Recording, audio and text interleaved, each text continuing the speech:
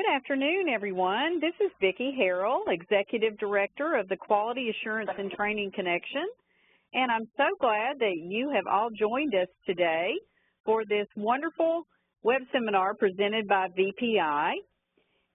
Thank you so much for participating in this great web seminar, and I want to tell you just a little bit before we start about QATC. I think a lot of you are having your first time to interact with us, and we're so glad that you're here. QATC is an organization that started in 2007, and our mission is to facilitate education, sharing of ideas, and the distribution of knowledge among quality assurance and training professionals in the call centers around the world. We have lots of benefits of membership, including an email tip of the week, which many of you have signed up to participate in.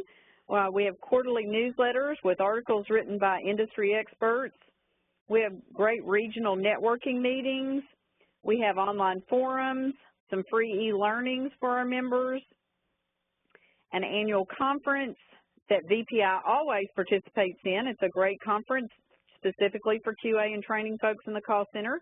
This year, in 2015, it's set for September 22nd through 24th at the Nashville Marriott at Vanderbilt. It's always in Nashville. And we also have great quarterly web seminars like this, some done by industry professionals, some done by these great people like Patrick and Greg, and some done by our members.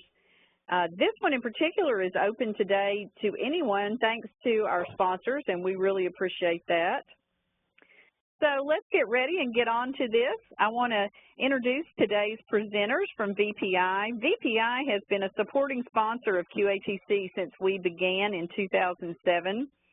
We know you're going to enjoy hearing from Greg Cummings and Patrick Botts. They are great presenters, and they also presented our QATC annual conference. Always get some of our highest rankings from their sessions. So I'm just going to turn it over now to Greg and Patrick and let them give you this great information today.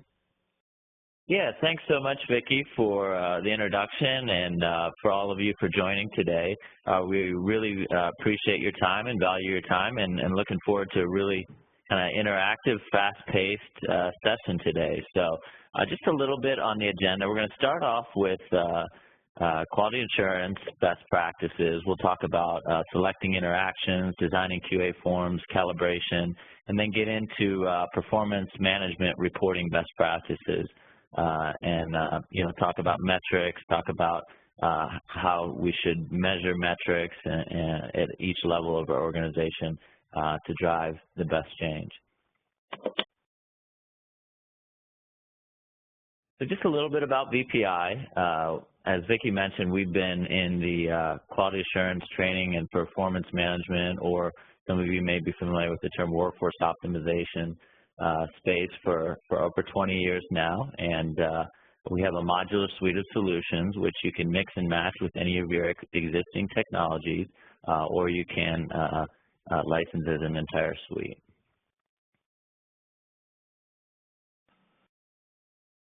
So starting off with quality monitoring best practices, this is typically what traditional quality monitoring looks like to many of us, or we're at least familiar with this.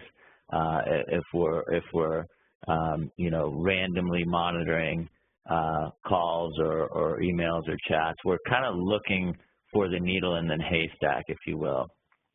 What we typically get when we randomly monitor calls. So many of us have kind of transitioned even to full-time call recording, but we're still randomly selecting calls, and we get a low-value interaction most of the time, one that's not always coachable, doesn't really add a lot of value, and evaluating a low-value call just already adds to the cost of an already expensive interaction.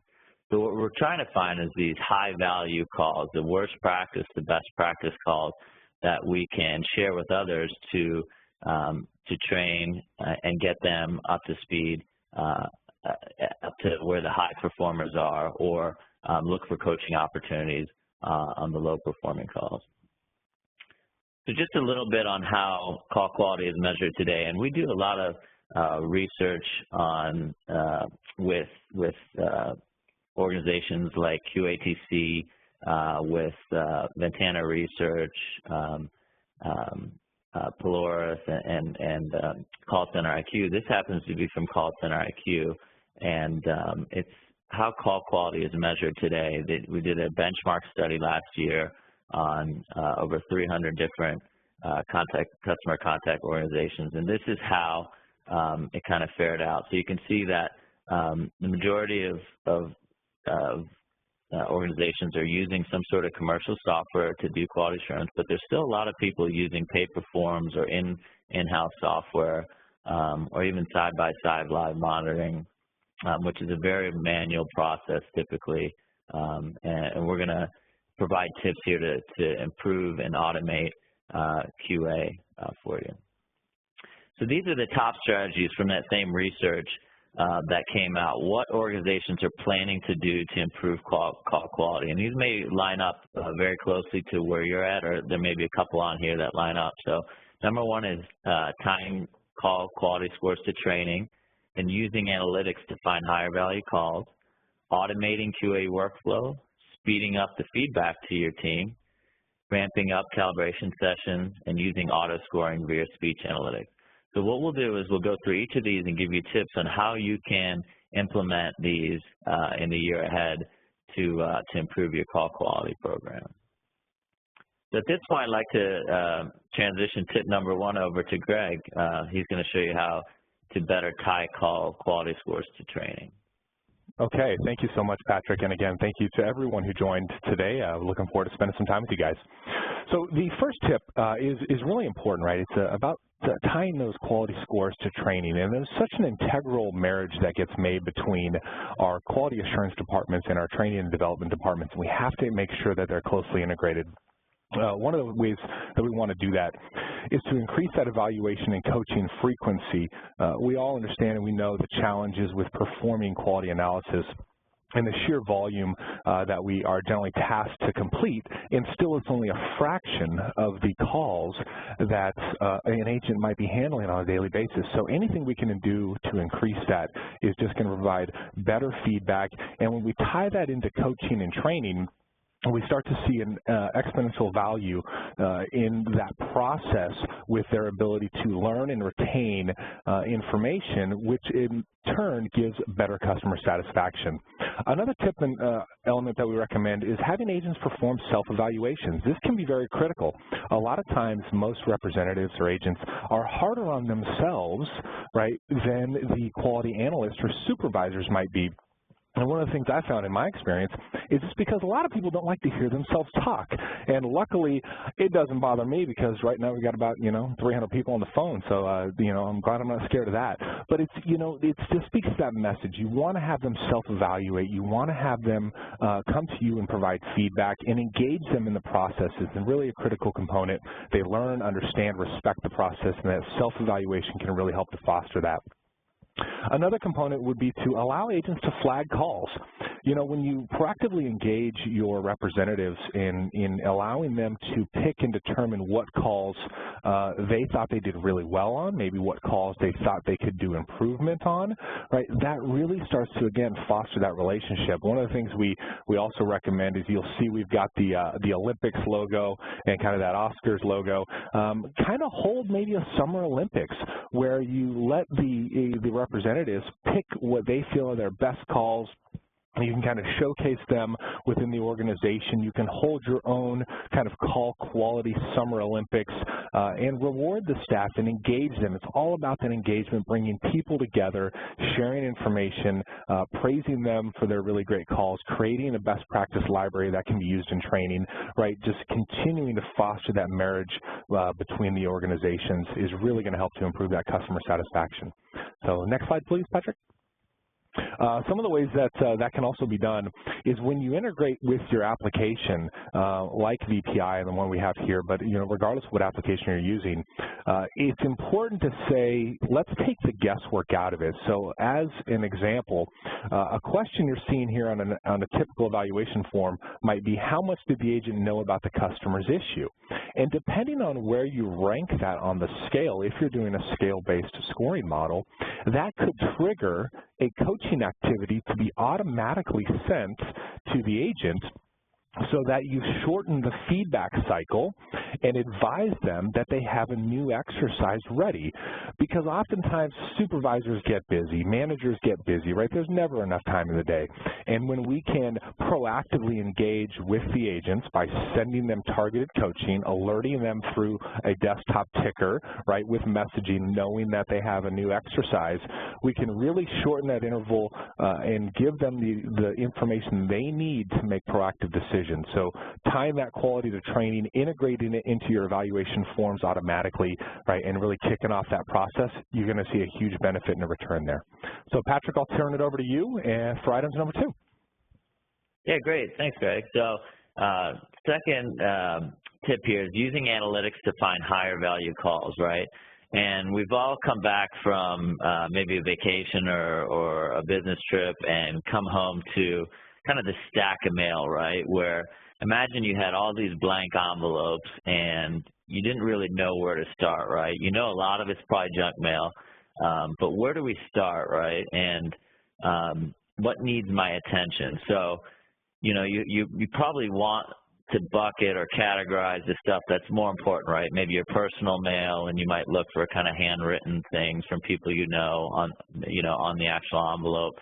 Bills, financial statements, maybe some catalogs you're interested in. Some of those you probably don't want, but a lot of that is going to be junk mail, right? So think of your interactions like that, right? There's definitely calls and interactions that are more important to you that you'd rather listen to, that you want to bucket off and spend more of an effort on than kind of the 90+% of the low value interactions.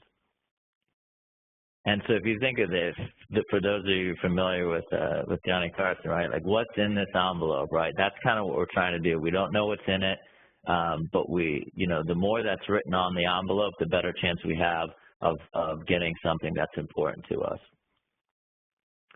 So types of analytics, just to give everyone an overview or a refresher, you have your call data, which is typically tagged to call recordings, right? You have the length of the call, whether it's inbound or outbound, the agent that took it. If you're lucky, your recording system will tag, whether the call was put on hold for 93 seconds and the call was transferred. So you're getting holds and transfers that you can search on and you can use for categorization.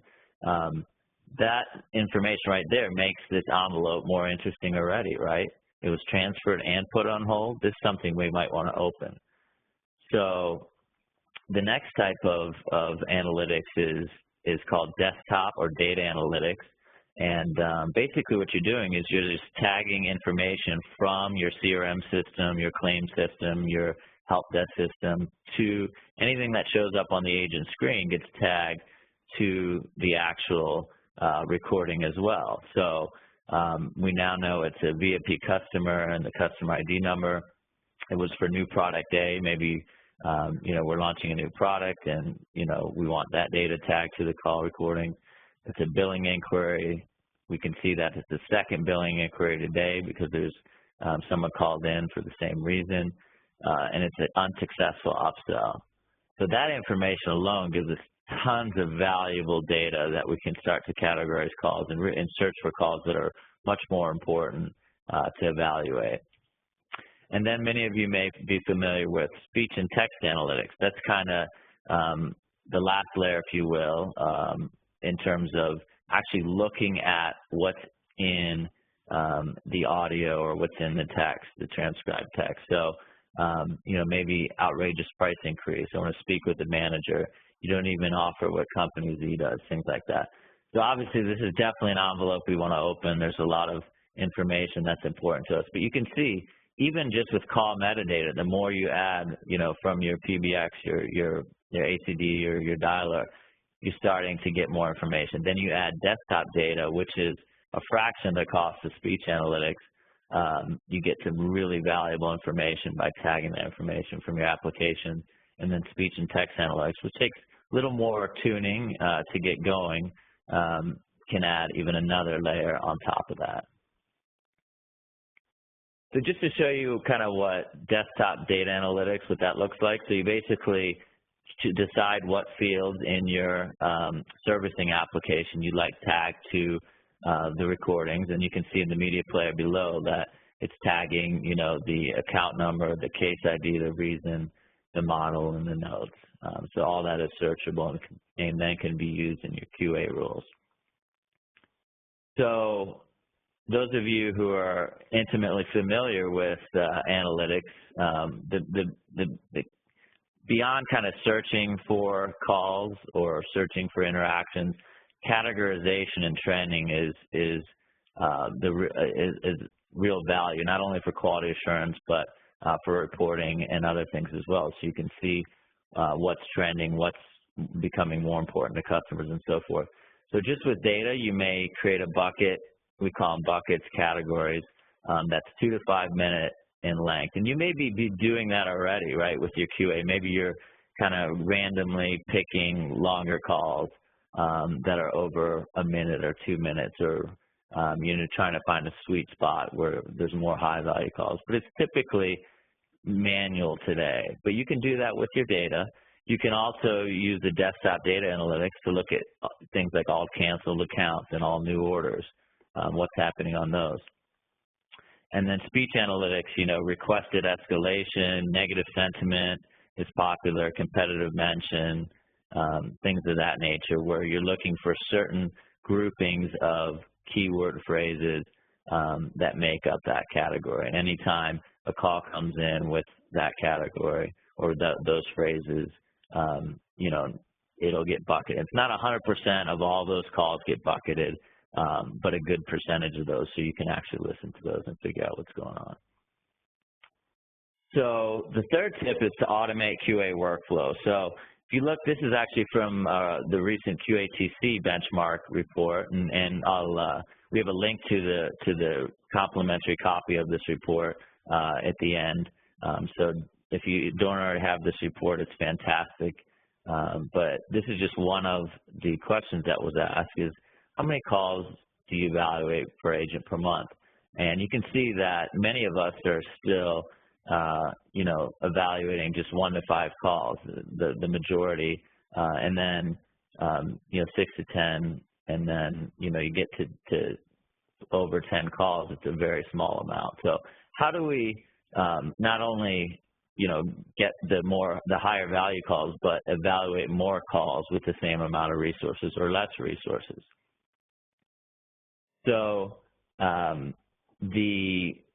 this is, to me, one of the easiest, most low-hanging fruit is to use your QA to-do list. If you have an automated tool or whatever tool is, actually have a to-do list where you don't have to go hunt and peck for calls. And there are several systems that offer this, but you know, we did a session similar to this with 300 attendees, and not one organization was using the to-do list that's available.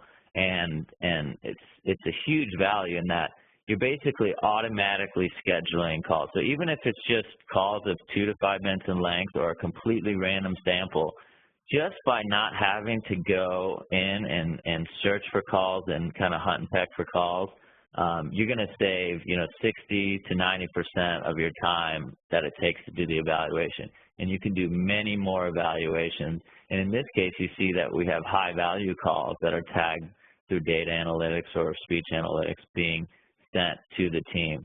You know, every agent will take canceled orders, so you may focus on, you know, 1 month or 1 quarter on cancellations and improving that, and, you know, how do we save these customers, and you can put together campaigns focused on certain issues, and that's what we call precision quality monitoring or targeted quality monitoring. That's becoming more and more popular.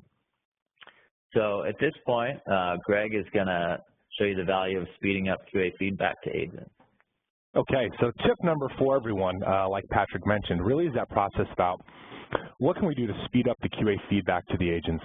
It's critical. We all know that time, like I had mentioned earlier, is never a luxury for any of us. We usually just don't have enough.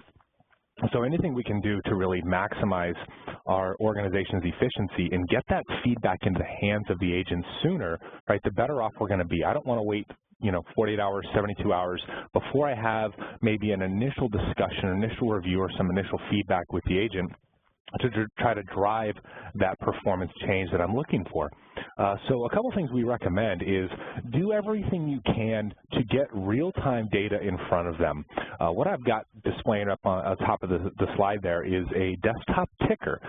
So a desktop ticker can be an integral part of an organization where you're presenting them with real-time metrics, both from a performance management perspective but also from a QA perspective, allowing them to see, wow, an evaluation was just completed on me. Here was my score. What's my year-to-date evaluation score? What's my month-to-date QA score? How many coaching activities do I have that are pending? You'll see that on the right-hand side. When I can empower that information and also make it where I can click an element on that real-time desktop ticker and immediately open up that evaluation that was done, I, as the agent, can now start to do my initial review. Obviously, we don't want to impede on the overall operations of the contact center, maybe coordinate that time with your workforce management group, but again, you're shortening the cycle. It's really important that agents have an opportunity to review the evaluation first so they can collect their thoughts, they can write down their feedback, and then when you do have that scheduled one-on-one time, they can come prepared. Oftentimes in meetings like this, people will sometimes not voice their concerns or their opinions because maybe they're not prepared. And we want the two-way communication. We want that feedback. If I'm able to review something ahead of time, when I go to meet with my boss or my manager, I'm going to be more proactive in maybe discussing a particular area that I might not necessarily agree with because I had that preparation time. So put the information in front of them, give them a desktop ticker that's got those real-time data elements, shows them their most recent scores, allows them to link directly into the evaluation that was completed. You're going to find a really good return on that, and then their preparation when you meet with them, right, and already start to see that improvement. You don't want to let days go by because that same behavior continues to happen over and over again for the hundreds and hundreds of calls they continue to take. Additionally, review calls and encourage feedback right before that live coaching. I was touching on that, is you got to have that two-way communication. It's really, really critical. It doesn't need to be, and it should never be, a one-sided conversation. So displaying that in real time, providing that feedback, getting them prepared is going to also shorten your coaching session, right? So you're going to save time there, and it's going to make it a more meaningful conversation. All right, Patrick, let's go to tip number 5. All right, this is a really important one for everyone, I think, or at least it should be, right? What are we doing to ramp up our calibration sessions? Are we digging in as an organization saying calibration is something that's really important to us as a team to ensure that there's respect and trust in the QA program? You can see by looking at the graph here, and this is from the QATC best practice report that they provided, how often are people doing calibration? Once every 2 weeks, right? Once a month. Do not calibrate, and that sliver shouldn't even be there, right? We should get that piece of the pie and remove it. Once a quarter is still a large portion, and really the best practice and kind of what we would recommend is if you can facilitate it at a minimum once a month. Once every 2 weeks is better. But at a minimum doing it once a month. It doesn't take a lot of time. Make it a fun experience. Bring in lunch for the team. Get them, kind of around the table and do that calibration session, and really you're going to start to see the benefits from that as well. So let's move on to the next slide. All right, some of the critical factors for calibration success is, monitoring evaluation form. You got to have a good, well-rounded, vetted-out evaluation form. You got to have a good quality standards definition guide. That should be, that Bible, right, that they live by that says, when I'm answering a question, I'm referring to my definitions guide and I'm referencing, right, to ensure that I'm following the right steps. You want to maintain consistency, which is critical when we calibrate. So we want to have a good, well-structured evaluation form. We want to have a well-vetted, well-documented quality standards definitions guide, and everyone's familiar with it. That should be something that gets re-evaluated at least once to twice a year to ensure that you're up to date on all your policies and procedures. And I think the biggest one for me is you got to have commitment from the calibration team. Everyone has to be on board with the process, right? It's about creating a team that has trust in the organization and that the agents respect. The commitment starts there with that calibration team. So the monitoring evaluation form, kind of right, what's that state of the union? And this is one of those things we see quite often that can be pretty well divided, and we don't necessarily really see if there is a best practice. The QM scoring scheme that you see in the upper left-hand side, right, is a score-based scale or a yes-no pass-fail. It's really kind of split depending on who you work with, and both of them can actually have their own benefits. And then, you know, the objectivity of the QM form, right? We want to, again, keep it, you know, somewhat objective in nature and not really get into those subjective-based questions. But again, that's also split. So depending on your organization, the path and direction you're taking as a company is really going to drive what's the best model for you. And then one thing I'll say here, because it does kind of dovetail into that score scale, is about the creation, and actually, Patrick, you move to the next slide, right, but it's going to dovetail.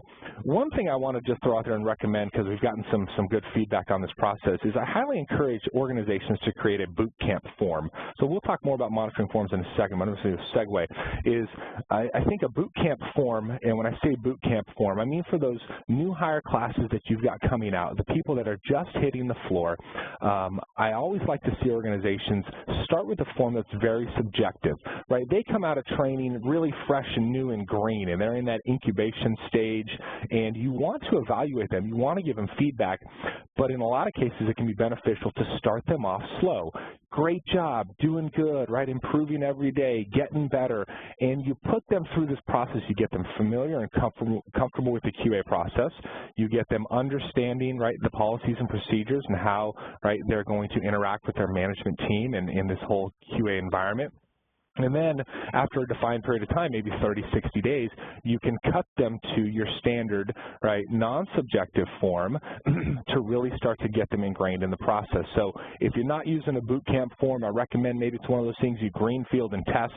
You're going to see some really good responses from new hires coming out, hitting the floor, and being exposed to that process as a build-up, right? Boot camp's all about they break you down and then they build you up, right? We want to build up our agents' representatives as well to really make them rock stars and part of the team. So your monitoring form, right, design best practices is what you've been kind of looking at right now. Ideally, the questions should be linear, yes, no, or not applicable. Using variable rating scales, right, define each grade in writing. That, again, speaks to your definitions guide. Train all on predefined scoring benchmarks, right? You got to set those benchmarks. You got to know, right, what expectations are. You should reflect what is important to your company and your customers. That's really critical, right? You want to make sure your evaluation forms are tying to objectives you're trying to achieve as a company. There should be a direct correlation there. Organize questions in the flow of the call. I think that's pretty standard and common sense there. It's going to make your evaluation process a lot easier, and you want to have that natural flow. Listen to a lot of calls as you're building the form to see how they, right, are kind of generally constructed, and you can create your form that way. And then keep forms short and targeted, right? It's really important to target the right areas, focus on the behaviors you're looking at as you start to build your forms, right, and be direct.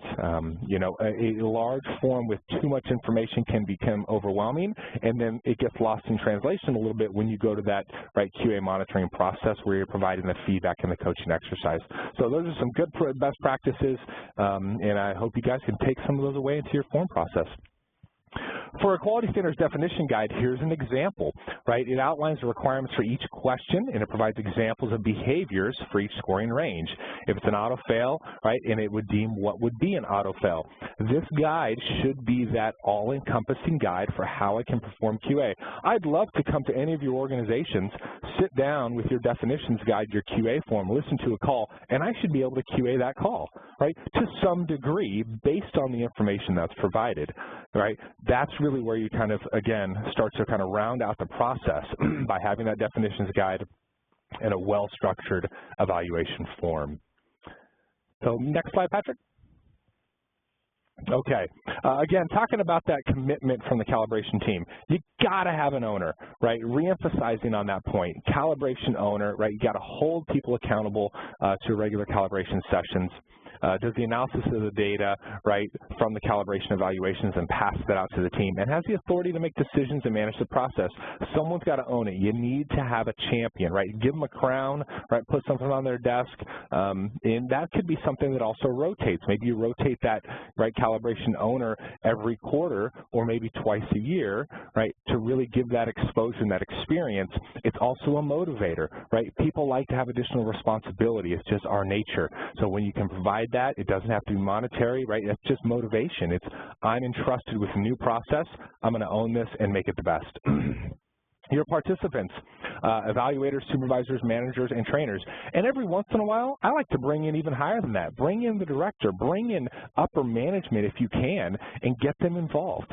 And also agents, right? One of the things you can look to do if you have the ability to potentially redact the calls that you're listening to during your calibration sessions, so you're not maybe sharing the names, get agents involved, because water cooler talk can do wonders for any process.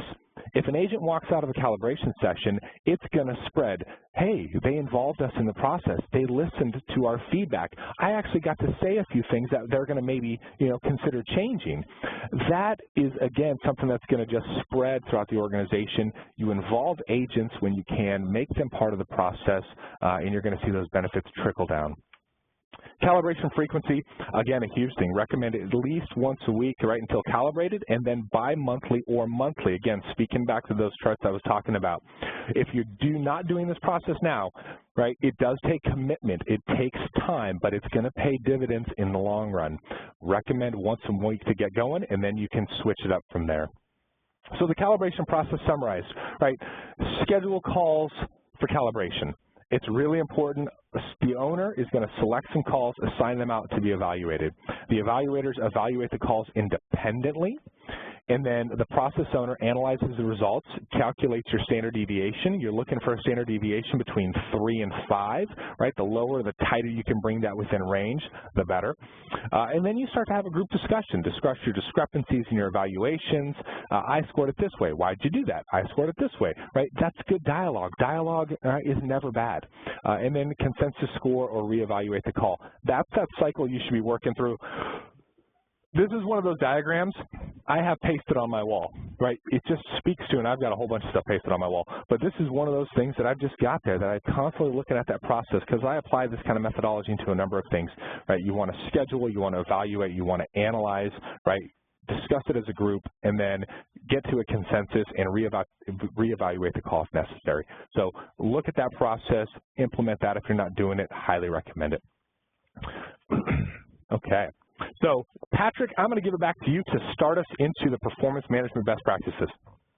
Fantastic. Thanks, Greg. A lot of great questions coming in. Keep the questions coming in. If we don't get to them within the allotted hour today, we'll be sure to we'll put together a nice blog article with our recommendations and answers to your questions, and we'll also send you a link to that article. So, performance management best practice. So for those of you who aren't familiar with the term performance management, some people think of it as, kind of managing people out, but it's actually in a contact center sense, it's around reporting, performance analytics.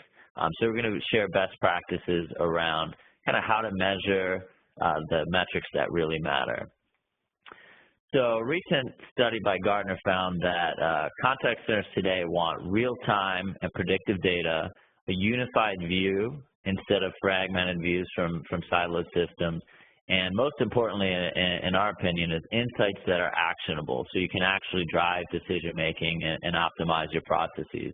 And you see this kind of oil, slick here, and really data has become the new oil, right? If you're familiar with big data, how do you get the most out of all that information? How do you make it meaningful see a unified view and make it actionable.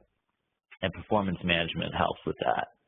So the challenge, though, is, it sounds great in theory, but, you have all these siloed systems typically in our contact center organization. So we have, our communication systems, which are typically siloed from maybe, you have a QA system and a WFM system that doesn't yet talk to each other.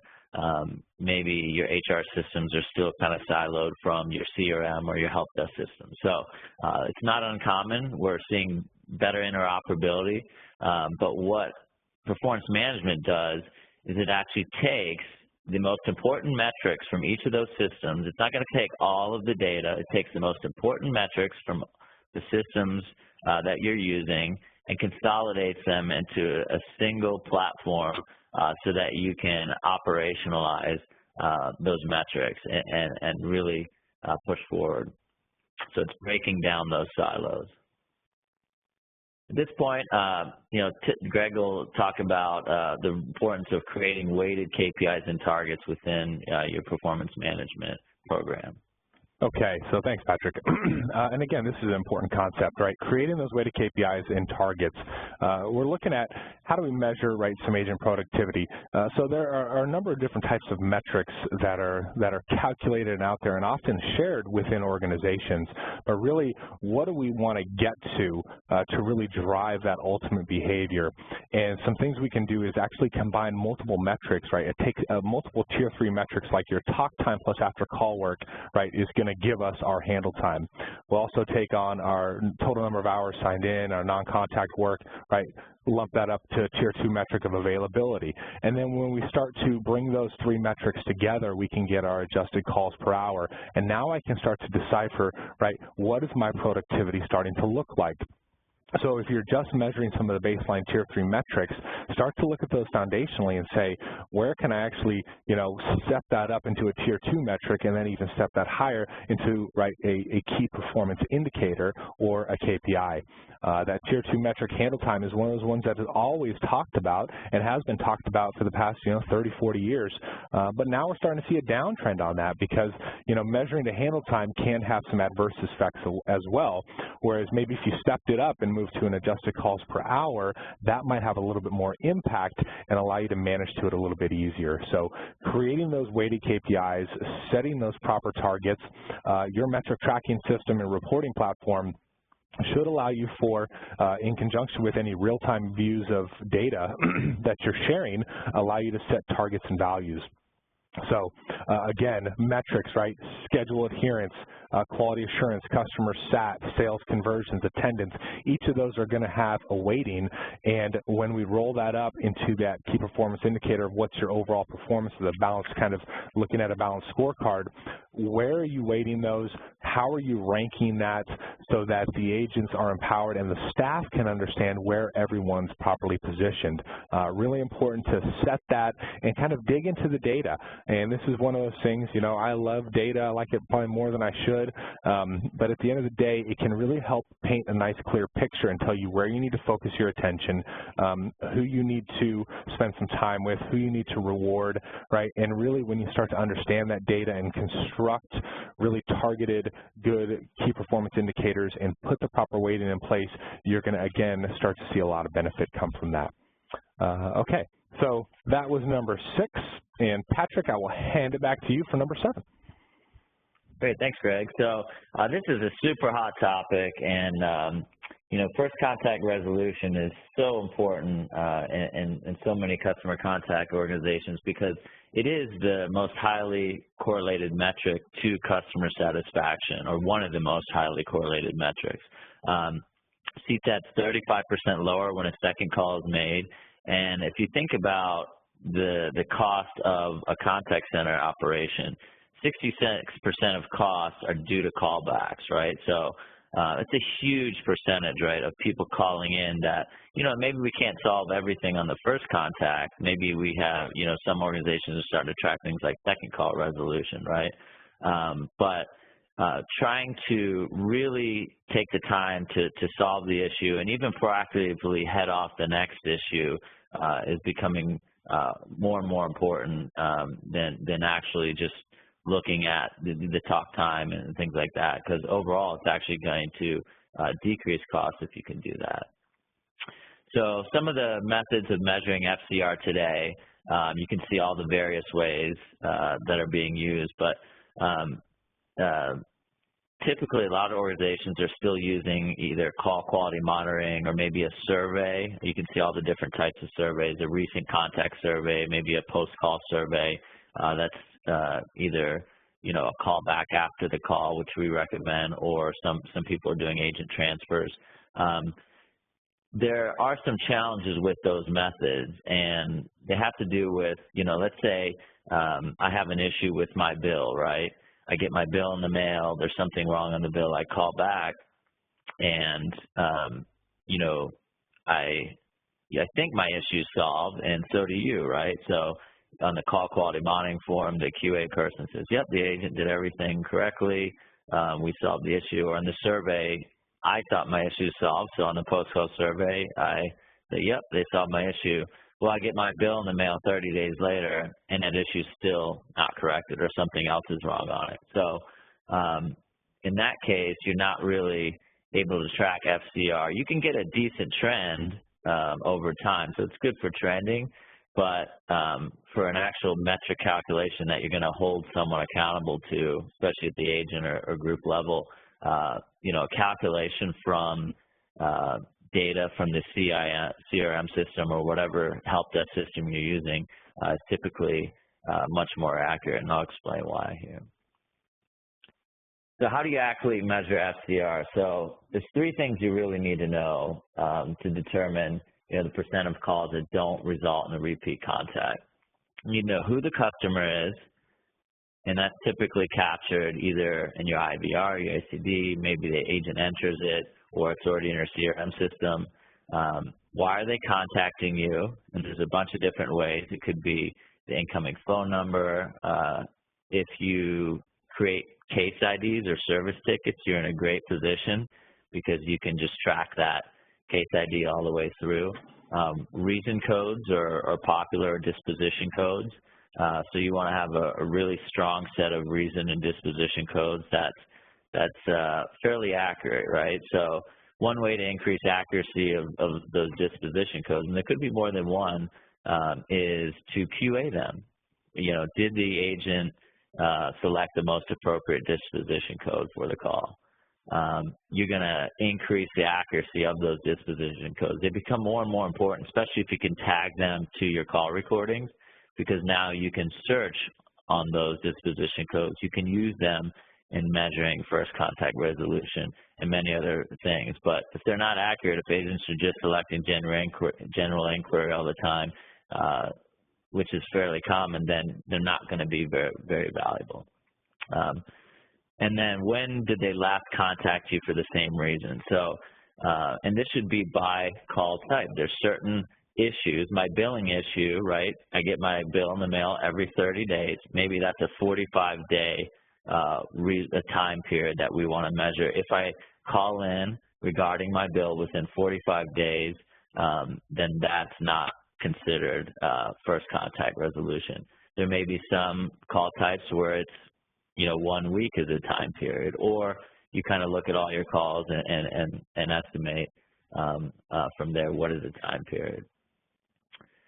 So here's a chart on some research we did with the National Association of Contact Centers on real-time performance management, and the satisfaction required to share metrics is low, right? So over 50% are dissatisfied or somewhat dissatisfied, and that's because you think of the process that it takes. You know, many of us have reporting analyst groups, like, you know, putting together reports, and maybe it's the end of the day we get our reports, or the end of the week, or sometimes some reports we don't get even till the end of the month. And so there is dissatisfaction in that area. There's a lot involved when you're doing manual reporting. So before you kind of jump right into real-time reporting, we find that it's important to assess your readiness for real-time reporting. So this is, you know, the first level of real-time reporting is typically group level. So for you that have wall boards in your contact centers, and we do tons of wall boards. It's more of a group level view, right, where you're seeing how the team is doing versus other teams in real time. And that'll get the needle moving a bit, right? That really helps. People love those.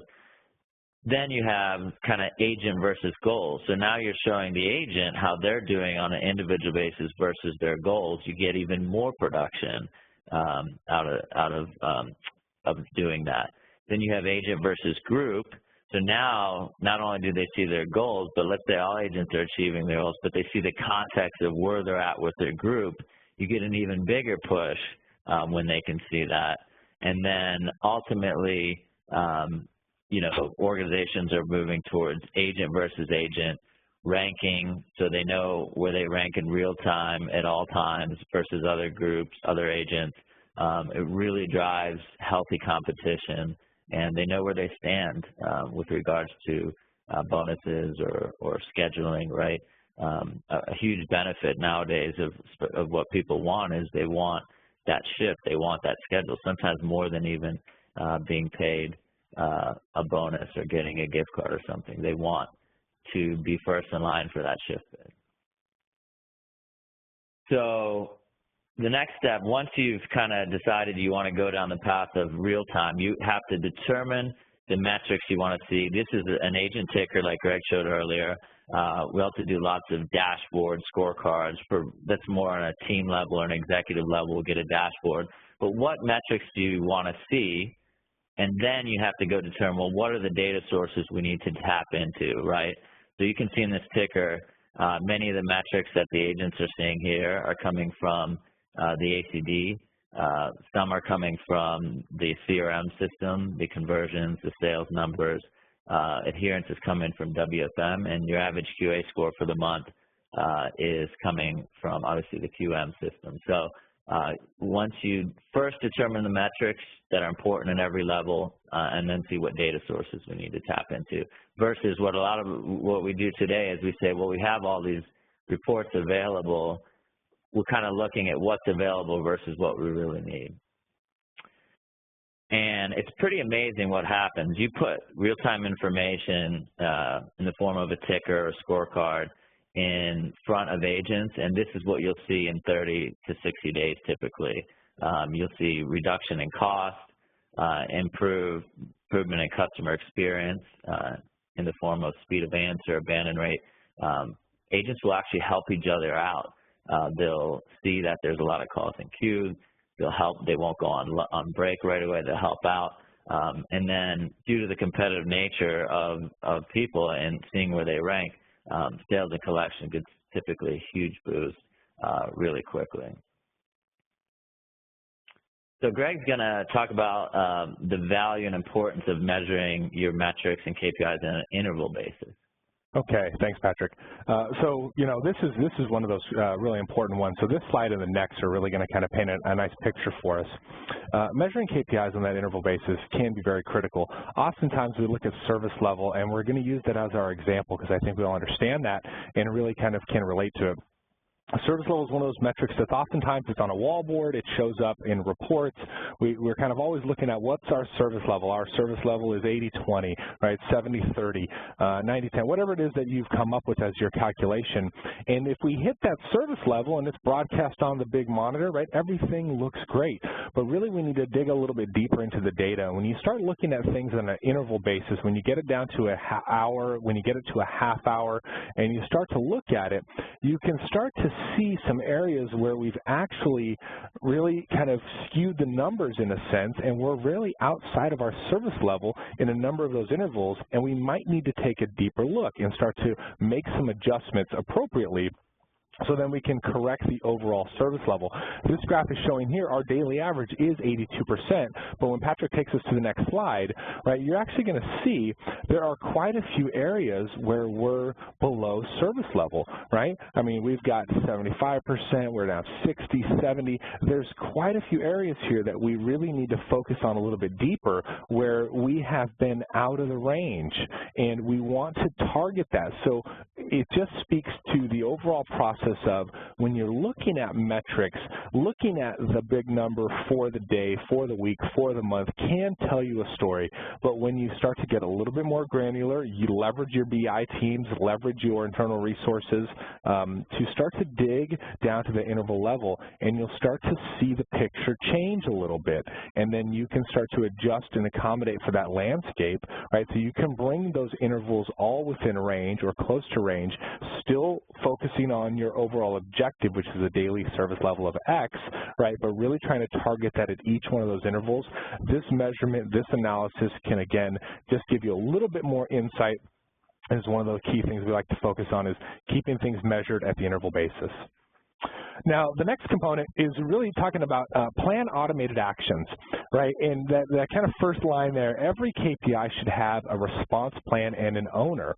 It's really important, and that owner is responsible for ensuring the right steps are taken if something goes outside of threshold or outside of tolerance that you would expect.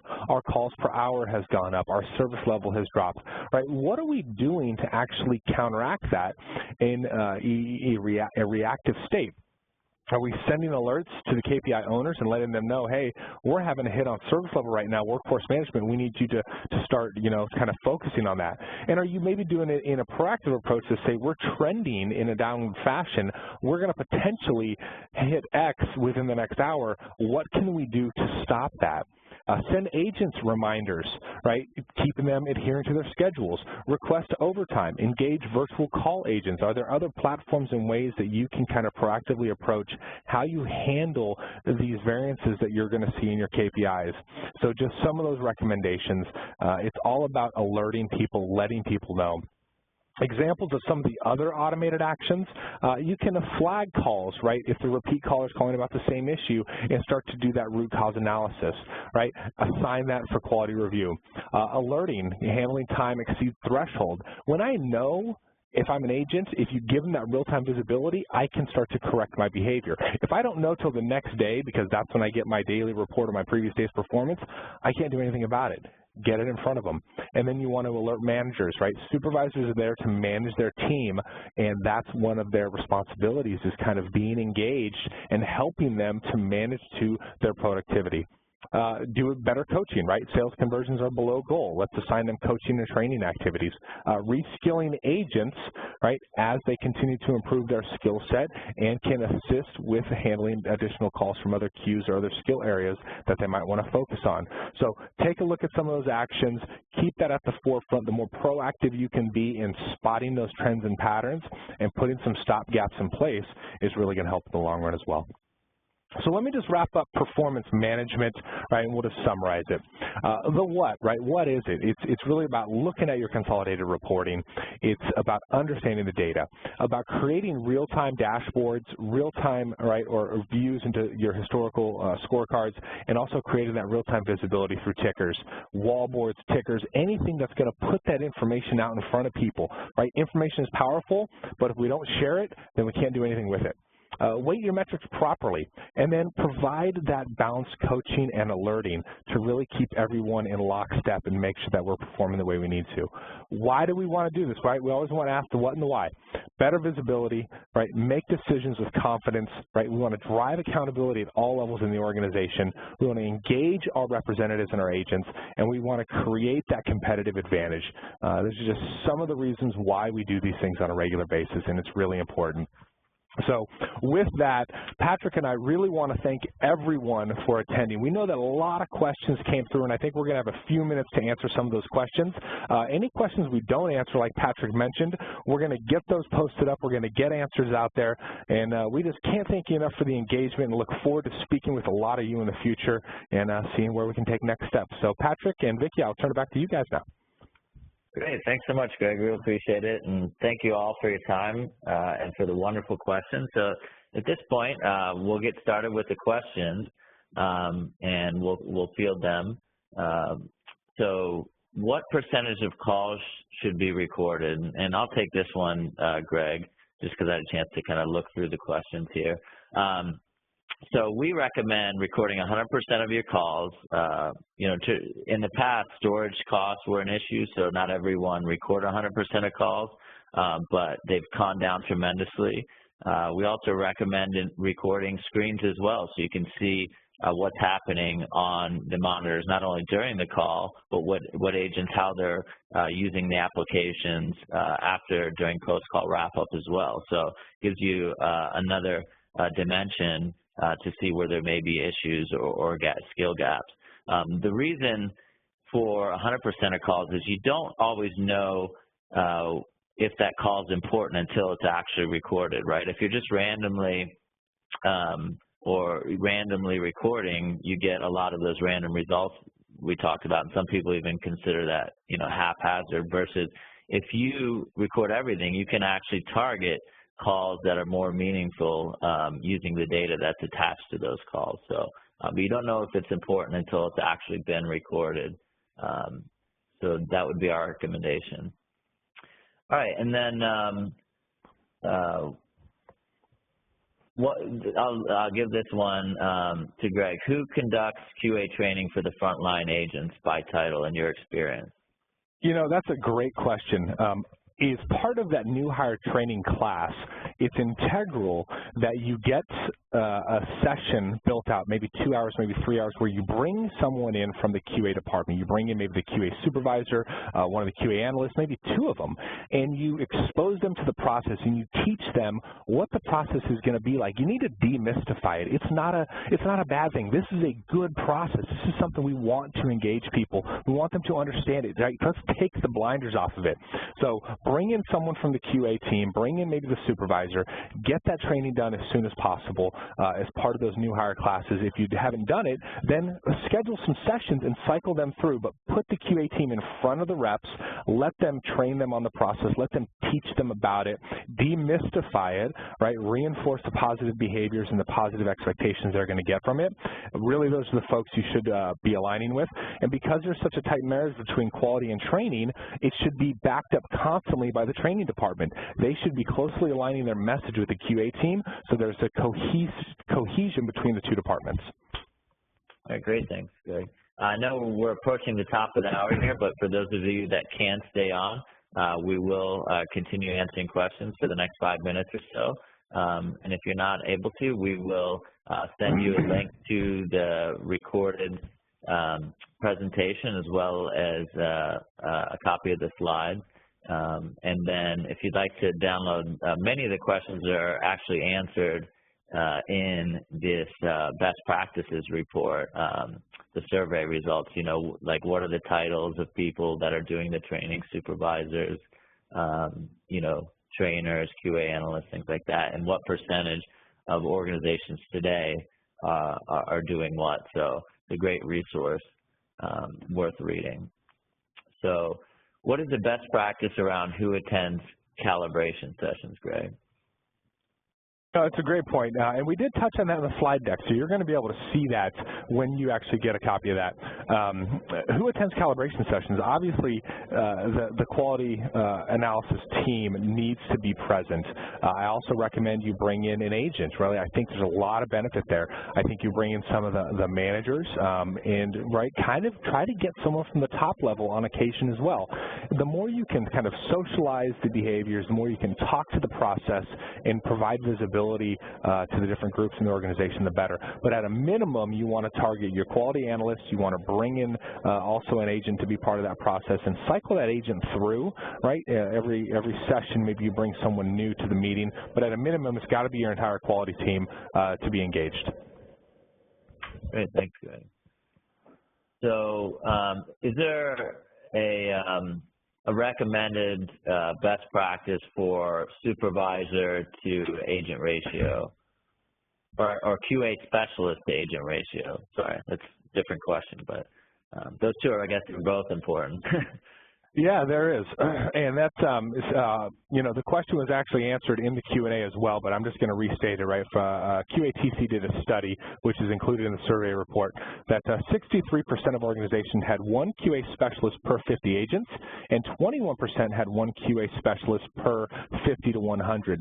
Now, that ratio is you know, in a lot of senses, a pretty large number, that volume. If you can support organizationally where you can get down to maybe a 1 to 25 ratio, that's going to be optimal. It's really going to allow you to kind of focus and do as many evaluations as is probably necessary. The industry standard looks at about 3 to 5 evaluations per agent per month. Recommend increasing that however you can through automated efficiencies, through more targeted forms, et cetera. So, the ratios from some surveys have been kind of in that 1 to 50 range has been the predominance of what we've seen. One QA analyst for 50 to 100 is a bit on the lower end. Less organizations are doing that. But the smaller you can make that interval, the better. It goes the same with supervisors, right? A supervisor should have, on average, no more than maybe 13 to 15 agents reporting to them. But you can probably apply that same methodology, maybe at a times 2, to your QA team to really get a good number. Great, thanks, Greg.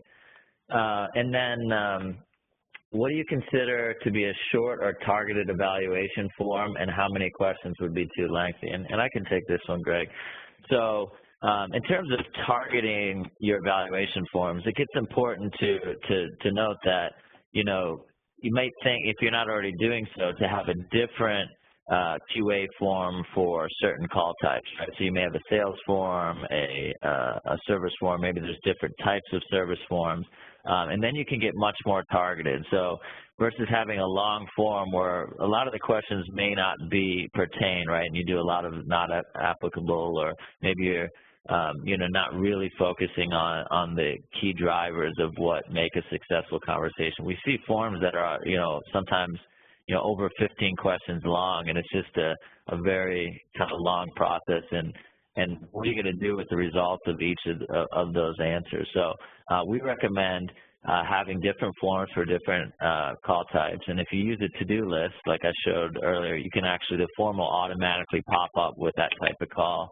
And typically those targeted forms are 10 questions or less, and it allows for kind of really focusing on what matters versus kind of a general form for everything. All right, question around the audit process. Greg, do you recommend allowing agents to be able to dispute, QA evaluation scores, and what do you recommend around that process? Definitely, right. It all, and it's a great question for the person who asked it. A dispute process, an arbitration process, is something that I think needs to be there, and we see that with a lot of organizations. You need to allow, and it goes back to a message I talked about early in the presentation, which was if you allow an agent to review the evaluation ahead of time and then come prepared to a session, they're going to be more inclined to discuss it, right? Dialogue, again, is good. So when you can allow them that dialogue, allow them to maybe dispute the evaluation or want to put it to an arbitration process, there's nothing wrong with that. At the end of the day, it's just fostering communication. So definitely you should allow that. When that process is implemented, then it should be a secondary review done by usually a manager or supervisor within the QA department, and then there's a review done between the manager and the QA analyst to see where they differentiate. A decision gets made, and then you can go back to the agent with, right, we did our secondary review. The three of us can now talk about it, and we're either going to adjust the score accordingly or we're going to maintain it, and here's the reasons why. Right? There's nothing wrong with that process. Highly recommend you guys are doing that, because again, it just gives more confidence in the overall program that you're trying to implement and maintain. Great, thanks, Greg.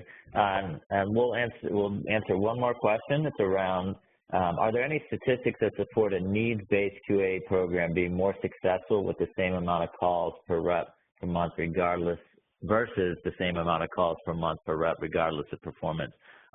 So I have to look into actual statistics, but we do have customers that are doing this. One that comes top of mind, and I'll send you their case study. They track the QA score, obviously, and then based on the QA score, they have tiers. So they have, percentage tiers. If you're in this top tier, then you have, only a few calls evaluated per month. Then you're in the middle tier, you have more calls evaluated. For the bottom tier, you have, the maximum, a much larger number of calls evaluated, and you actually, get performance plan kind of documented at that point. So they are doing a tiered approach. So if you're doing really, really well, you still have calls evaluated, right, because you still want to provide that feedback and coaching opportunities, because you're going to get a lot more bang for the buck actually focusing on your high performers, but you're not going to have to do QA as many calls on them. And so I'll send you that case study, and we'll post that to the Q&A page as well, so you guys can all see that. And at that point, there's a lot of great questions. We'll make sure we answer all of them. We really appreciate your time today. And on behalf of all of us at DPI and QATC, we look forward to the opportunity to work with you here in the near future. Thanks again. Thanks so much, Patrick. And I hope everybody here has really enjoyed this. They've given you some great information, things that you can implement right away. And I really appreciate everybody coming today and your time. I hope to see a lot of you in Nashville in September for our QATC annual conference. We just came out with our fall 2014 newsletter. We're a little late with that, but I wanted to let you know we'll be letting you know how to access that. In our survey for this quarter, you saw the survey results that Patrick was showing. You can participate in these surveys as well. And our survey for this quarter is about your quality assurance forms. So you might want to participate in that. And when you do participate in the survey, then you get the full results in an email report that we will send to you. So I'm really hoping that many of you do download this best practices form and get the report, and you'll be able to see many of these informational things that we had questions about today. So thanks everybody for coming. Again, thanks to Patrick and Greg. You'll get a quick little form after we're in this session to give you a survey and let us know how you enjoyed it today. And you'll be getting a recording of this, a link to the recording and a link to the slides. So again, thanks everybody for coming today, and at this point we'll be ending this session.